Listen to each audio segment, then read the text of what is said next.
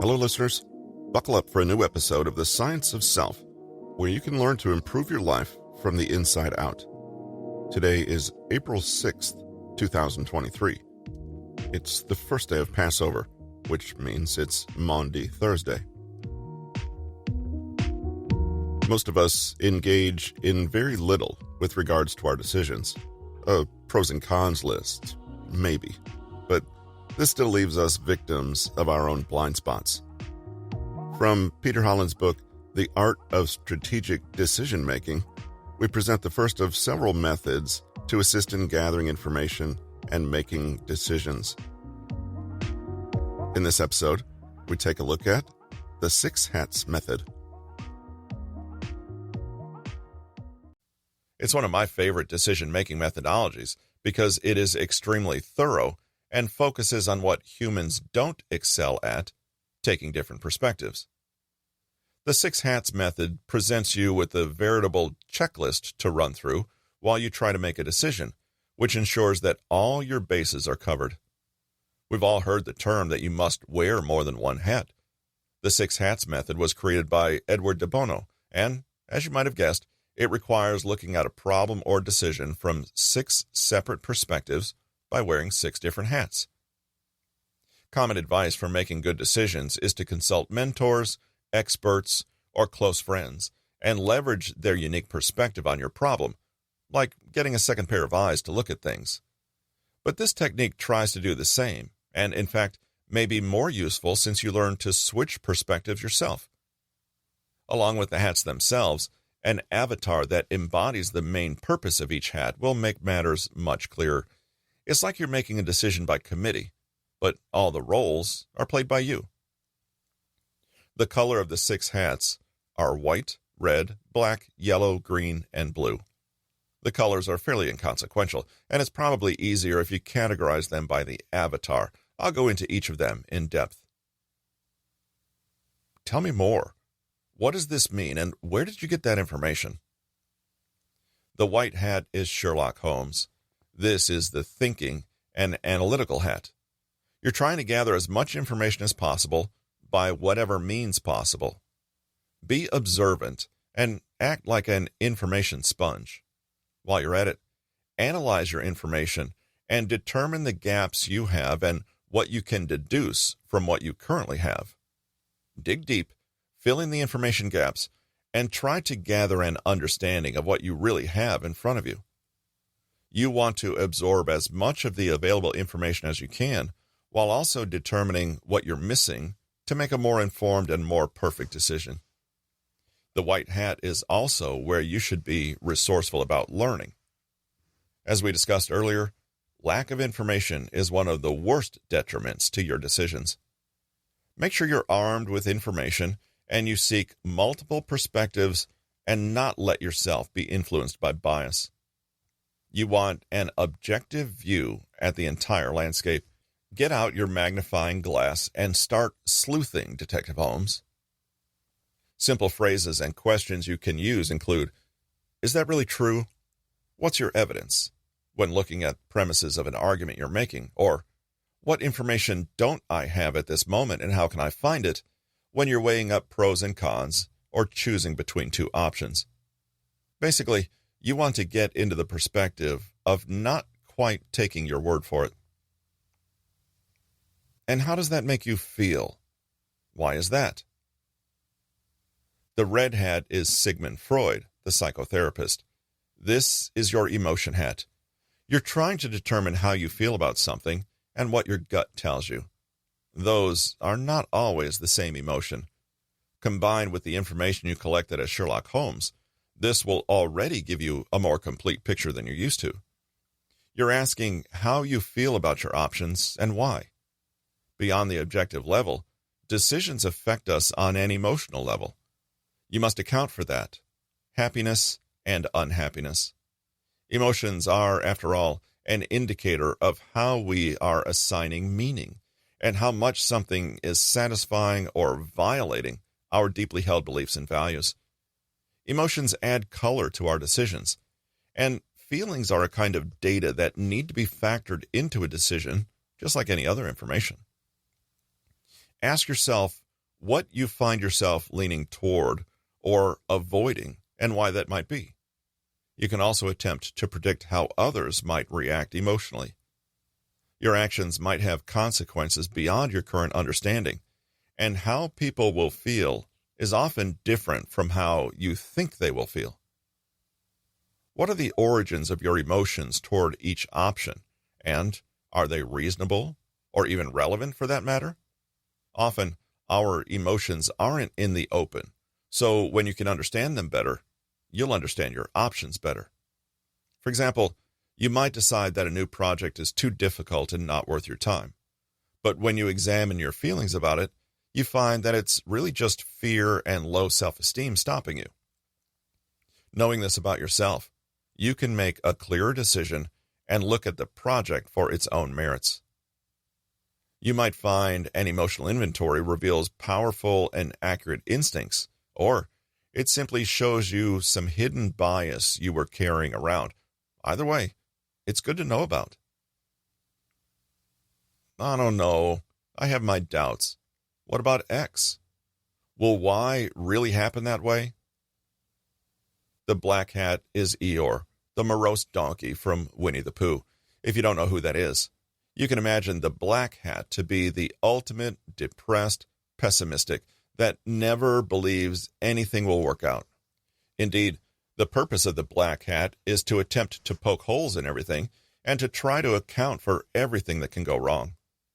They are skeptics who always look on the darker side of life. They believe in Murphy's Law. Everything that can go wrong will go wrong.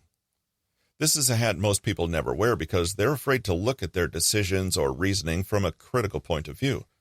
On some level, it probably indicates recognition that their views fall apart under deeper scrutiny, but that's exactly why it's so important to wear the black hat. It's essentially planning for failure and the worst-case scenario. Planning for success is easy and instantaneous, but what happens when things don't work out and you have to put out fires? How would you plan differently if you thought there was a high probability of failure?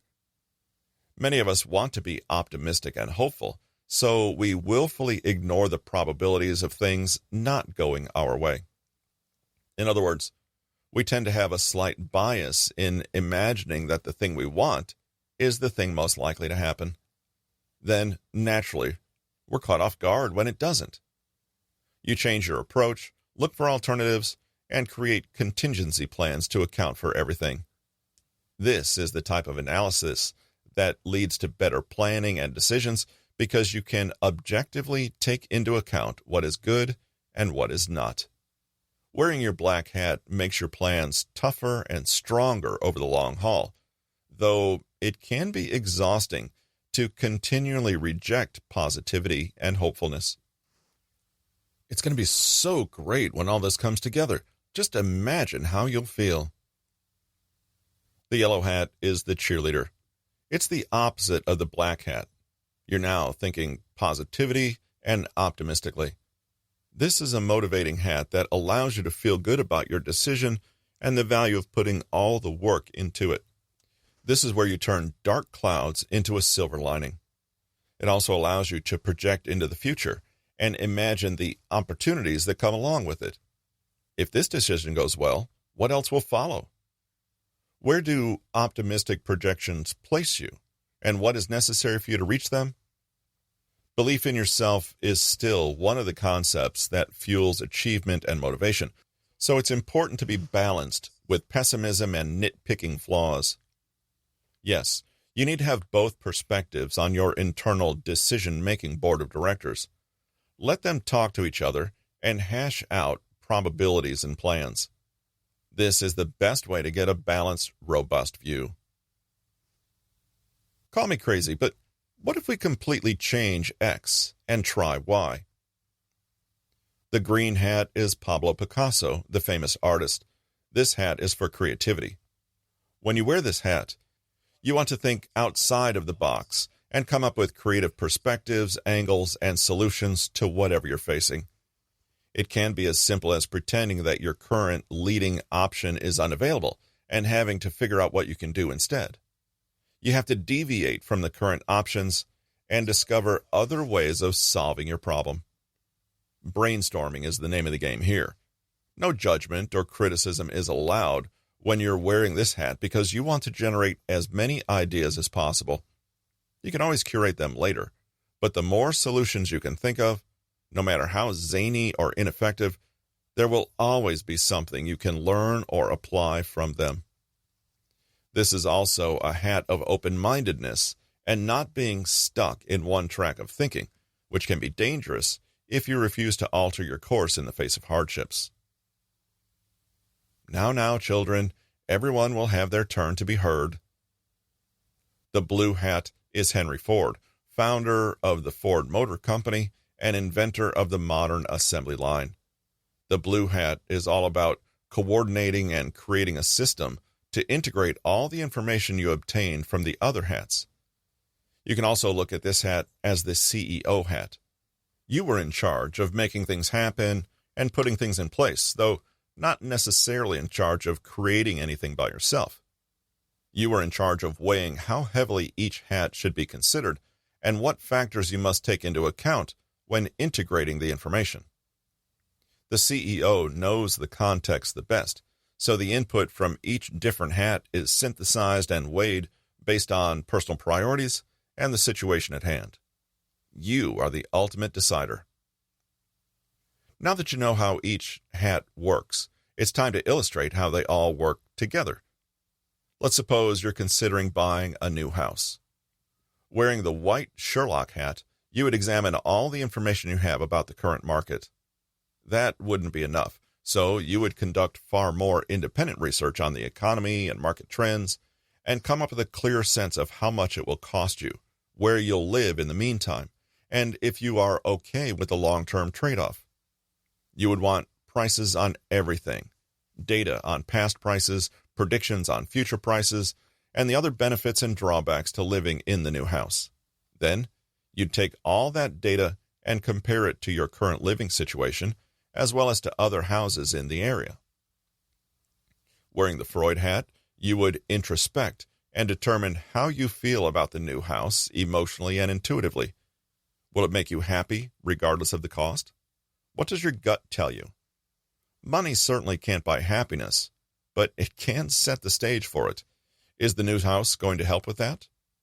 Are you drained by this process or energized by it? Recall that the red hat suggests you think about the emotional impact your decisions will have. Wearing the pessimistic Eeyore black hat, you would try to plan for the worst-case scenario for before and after you buy this new house.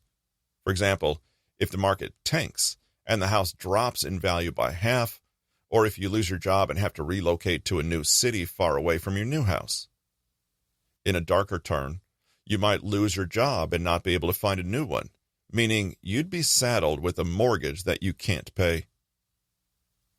What other factors, inside or outside of your control, might make purchasing a new house a terrible decision? The construction might be faulty, the previous owner might have lied to you, and the neighbors might be horrible. Plan for them so you can account for them. Wearing the optimistic cheerleader yellow hat, what's the best case scenario for purchasing a new house, and how will that affect and benefit your life? Perhaps the house will increase twofold in value in the next 3 years, and perhaps you'll be able to sell it for a huge profit while still living in the area. It might be a house for your family, so you'll feel stable and secure while in a good school district. Do these outweigh any potential negatives? Despite all the problems for the new house, it might be nicer than anything you've ever lived in, and it represents a dream come true for you. Worst case scenario, you can always rent a room to your cousin. Wearing the Picasso green hat of creativity, you can think of additional ways to solve your problem of wanting to live in a new place. For example, would you sleep on a friend's couch to see if you need a big house?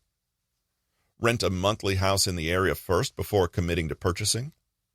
Put in a new stove in your current house and find you won't have to move? What other areas of the city do you want to explore and live in? How else can you invest the money in a safe and smart way? Do you actually want to live in a new home, or do you have other desires?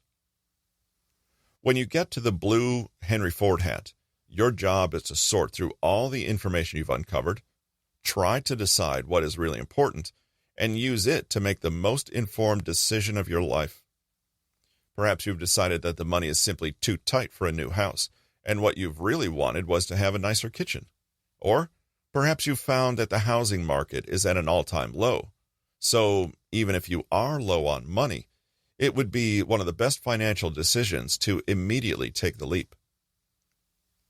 The point of the 6 hats method is to take a deep dive into a particular perspective and temporarily tune everything else out.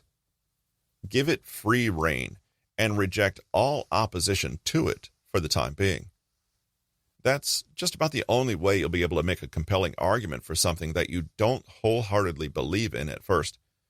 You want to embody the hat you currently wear and have a debate with yourself, moderated by the blue hat. The hats represent your interests. You'll be able to see clearly which interests of yours you've focused on in the past. They might be interests that you don't prioritize as much as others, but they are your interests regardless. It's all a process to make sure that your top interests win out in the end, if they deserve to.